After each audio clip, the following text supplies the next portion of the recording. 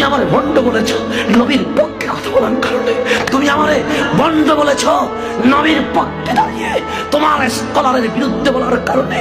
শুনে রেখো, কবরে তোমার স্কলার আসবে না, কবরে আমার মুস্তাফা আসবে। আমি মুস্তাফাকে বলবো মদিনার ফেরিওয়ালা ছিলাম, মদিনার ফেরিওয়ালা ছিলাম, মদিনার ফেরিওয়ালা ছিলাম। ইয়া রাসূলুল্লাহ বলেছিলাম, ইয়া নবী সাল্লাল্লাহু আলাইহি বলেছিলাম, মিলাদ নবীর পক্ষে কথা বলেছিলাম। ইয়া রাসূলুল্লাহ, উম্মত আপনার নবীর উম্মত দাবি করে যারা বেয়াদবি করেছিল তাদের পক্ষে নয়, মুস্তাফা আপনার পক্ষে কথা বলেছে।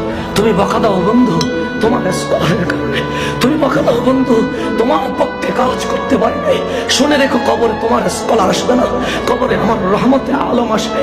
শুনে রেখো, হাসরে আমি যখন সূর্যের তাপে আমার মগজ সিদ্ধ হয়ে পানি বের হয়ে যাবে, তোমার স্কলার বলবে না ধরো পানি খাও, আমার দালালি করেছিল, কিন্তু আমার মুনিব বলবে তুই দাঁড়িয়ে আছিস কেন সূর্যের নিচে?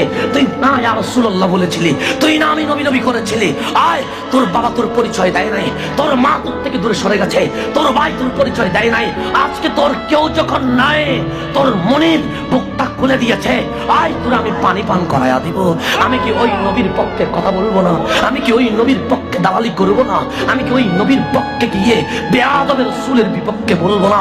তোমার দরবারে তোমার কদমে আমি বিচার দিয়ে গেলাম, যদি মনে হয় আমি অশুদ্ধ, যদি মনে হয় আমি সঠিক নয়, তুমি আমার গালি দিও, তবে তোমার গালিকে আমি গলার মালা দিয়ে দিলাম।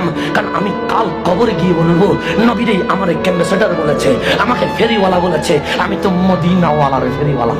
তোমার তোমার সার্টিফিকেট থাকবে, তোমার ওই সার্টিফিকেট আমি মদিনাওয়ালাকে দেখাবো। তুমি বলেছো আমাকে ফেরিওয়ালা, তুমি ডেকেছো আমাকে অ্যাম্বাসেডর, আমি আমার নবীকে বলবো মদিনার ফেরিওয়ালা আজ মদিনাওয়ালার কদমে চলে এসেছে। আমার আমল এটাই, সেই জন্য তুমি আমাকে গালি দাও, আমি তোমাকে গালি দিব না। তুমি আমাকে বকা দাও, আমি তোমাকে বকা দিব না।